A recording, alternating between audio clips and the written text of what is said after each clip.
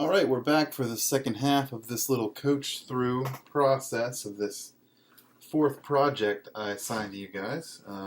Last time you watched me sketch this out, hope it wasn't too boring for you. I actually find it very relaxing to watch other people draw and paint. So hopefully it was relaxing for some of you as well. So since I've got it all drafted out, now I get to decide what I want to do next, media-wise. And what I've decided to do, what I often decide to do, is I use ink. I think ink makes things look very bold, gives you a lot of options in terms of creating texture and value. So just watch what I'm going to do here, as I'm thinking I'm going to ink everything, maybe add a little bit of value, and then I'm going to jump to a different medium. Now I specifically chose this type of pen because it's waterproof, and I want to use some wet media. That's why I chose to use watercolor paper for this. So just watch what I'm doing. Hopefully by the time I'm done you'll have a media plan in mind, whether or not you just want to draw or if you have some other stuff that you could use.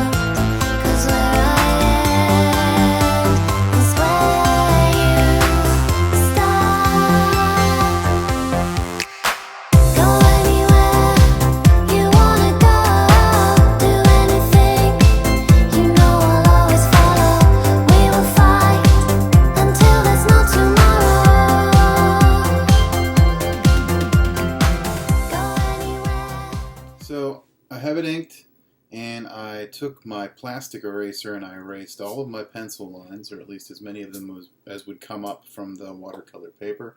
Added a few more little things here and there, but for the most part I am happy with the drawing, and now I'm going to add more medium to it. I'm going to color it. Now you know that color is not mandatory for any of our projects. However, if you do choose to color it, I will give you some bonus points. 5 bonus points for adding color. It can be colored pencil, it can be crayon, it can be marker, it can be some type of paint if you're good with paint. I'm going to do something that's a combination because I happen to find these really cool looking water-soluble crayons in my basement. So I think I'm going to try these. I've never tried them before. So this could be a complete disaster, and you're going to get to watch it. I'm going to go over everything with a light layer of color, block in certain areas that I want to be a little bit darker. I'm going to grab my watercolor brushes and I'm going to add water to it and just see what happens. So that's what I'm going to do now to finish this up. I feel like I've given you more than enough to go on. If you're still a little bit lost, you can always email me, but in the end, it's up to you to solve this visual problem, to take it as far as you want to take it. Unleash the creative beast that is sleeping dormant inside your soul as you are quarantined wherever it is that you are right now. Get into this. Have some fun with it. Really dive into this project. Here we go.